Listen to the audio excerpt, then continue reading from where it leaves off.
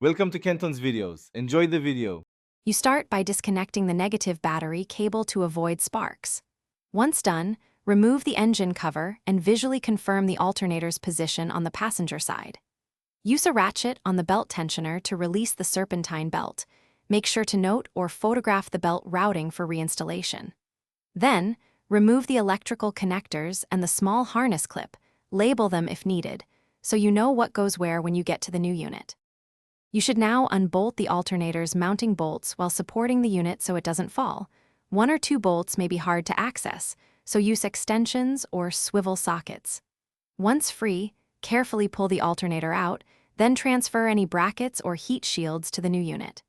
Make sure the main charging wire and plug fit snugly on the replacement. Verify the new alternator has the correct amperage and connector pattern, so charging performance. You reinstall the alternator, hand start bolts, then torque them to spec so alignment stays correct.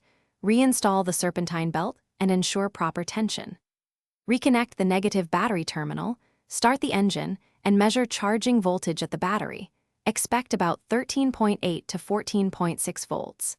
If the system doesn't charge, make sure fuses and fusible links are intact, confirm a solid ground and secure main wire, and double-check belt tension.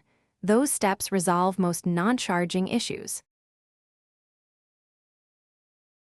Thanks for watching. Consider subscribing if we helped you.